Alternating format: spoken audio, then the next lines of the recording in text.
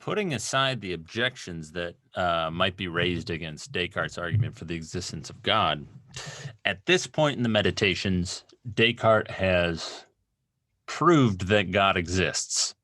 Yeah. If you recall his strategy for establishing the truth rule, however, he needs to prove not only that God exists, but then that God is not a deceiver.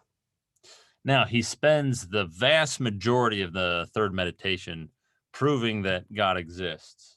The proof that God is not a deceiver goes real quick. It's very short and very straightforward, and it follows pretty closely upon the ideas that we found in, or some of the ideas that we found in Descartes' argument for the existence of God. So, first, Descartes claims to establish that God is not a deceiver. Descartes claims that, look, God has all perfections. And this just follows from the fact that God is infinitely real, has infinite reality, right? Reality and perfection are interchangeable. They're synonymous for Descartes.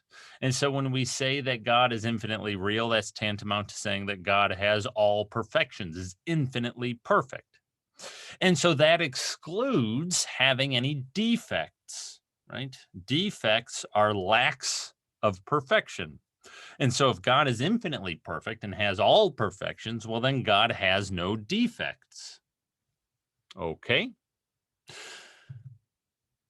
2, Descartes claims that deception and fraud, lying, deceiving, right?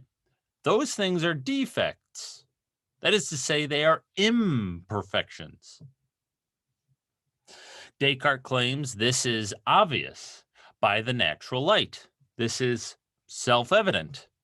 We can vividly and clearly perceive this. So this first premise comes from introspecting on this idea of God that we have, right?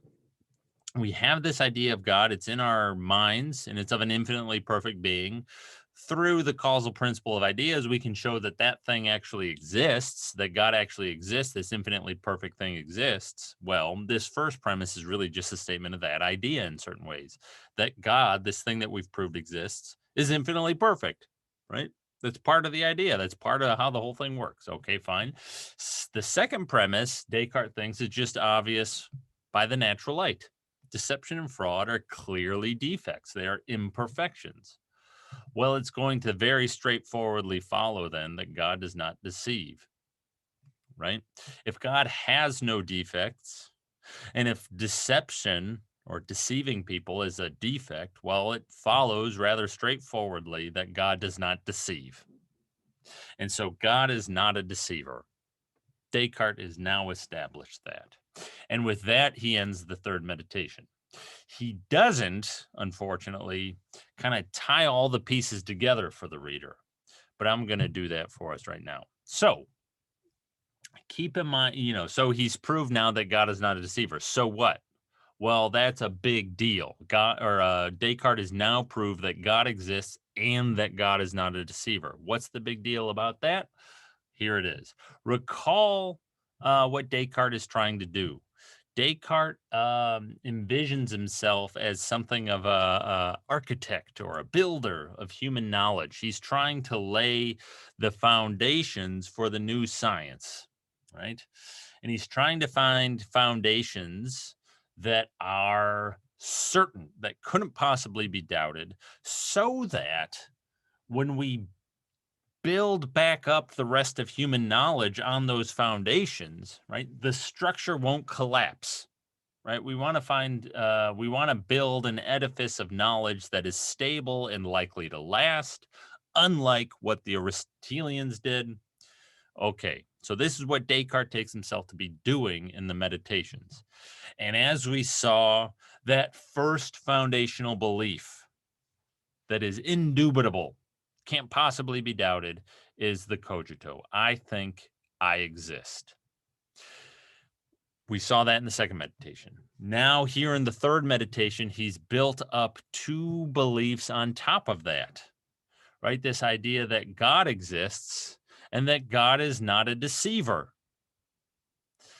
And having established both those ideas, Now Descartes can put down the truth rule, right? Because the only reason he couldn't put the truth rule down sooner was because he had this reason for doubting it, namely that there might be a deceiving God.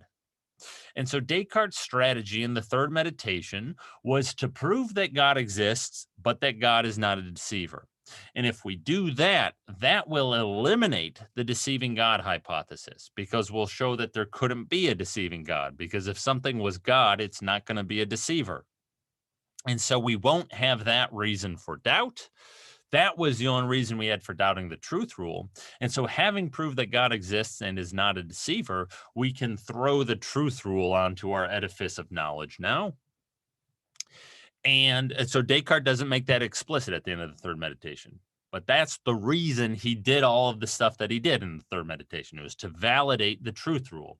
And so, having shown that God exists and is not a deceiver, he's validated the truth rule.